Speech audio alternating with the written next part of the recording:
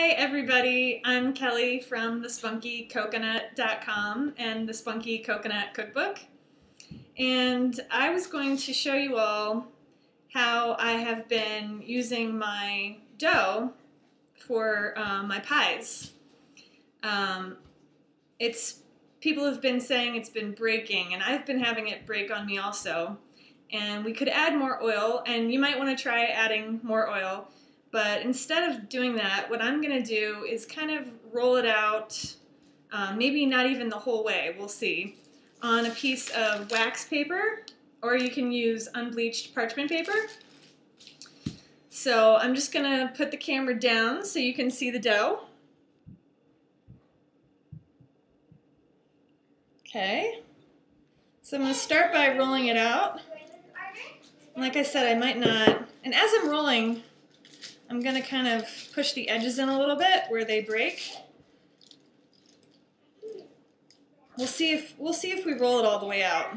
What I did yesterday, I made a pie and I flipped it over so that I didn't have to transfer it.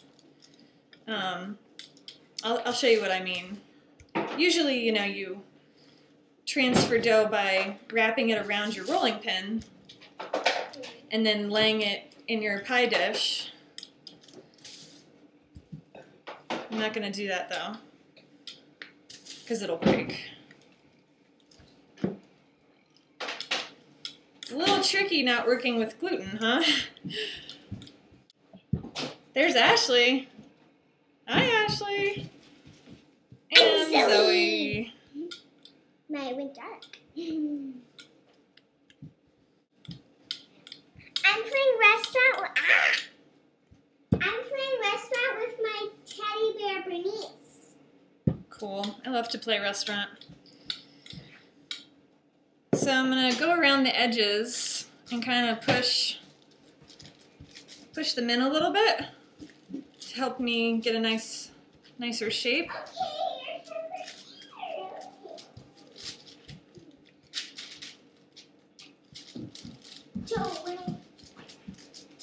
And keep rolling.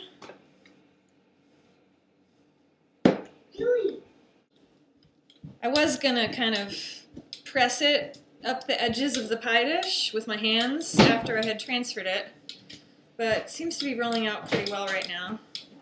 You can always do that though, if your dough is, you know, if it's particularly dry outside, or, you know, something about the dough, you're just having a difficult dough day, you can always put it in the dish and then press the edges up with your hands instead of rolling it out like I'm rolling it out.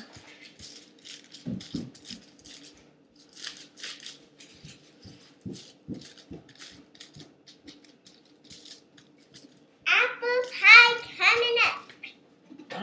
Zoe's doing apple pie. A large apple pie because Bernice had bring some friends over for dinner. Ooh.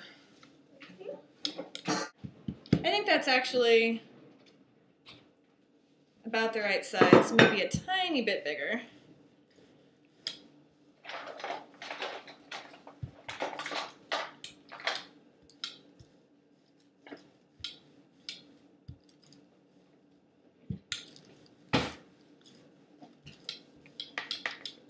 Let's see.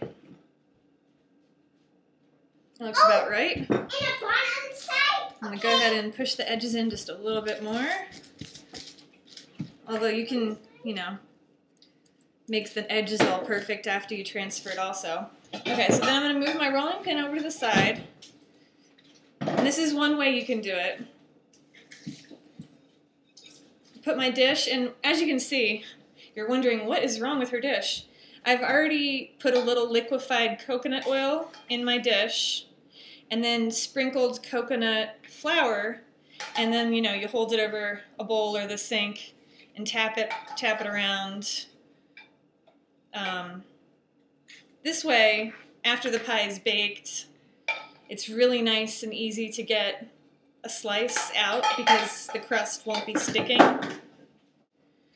So I'm going to turn it upside down and try and center it over my crust. Then I'm going to lift the edges of my wax paper or parchment paper. Actually, you know what I'm going to do? I'm going to lift it with one hand and put my hand under it. Okay? And then flip it over. Did you see how I did that? Hope you saw that. And there you go. That way, honey, shh. Sorry. That way you don't have to worry about, you know, rolling the dough out with your pin like a traditional crust is rolled out. So once you have it in there, just kind of push the edges down to get it in place. And if you can see, I have a tiny, tiny crack right here.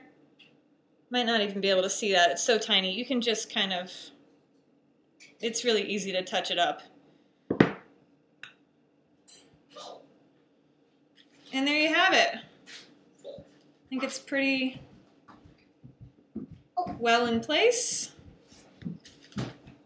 And now I can just go ahead and bake this like the directions in the Goji Pie recipe. Check out thespunkycoconut.com for more. Bye everybody, have a great day.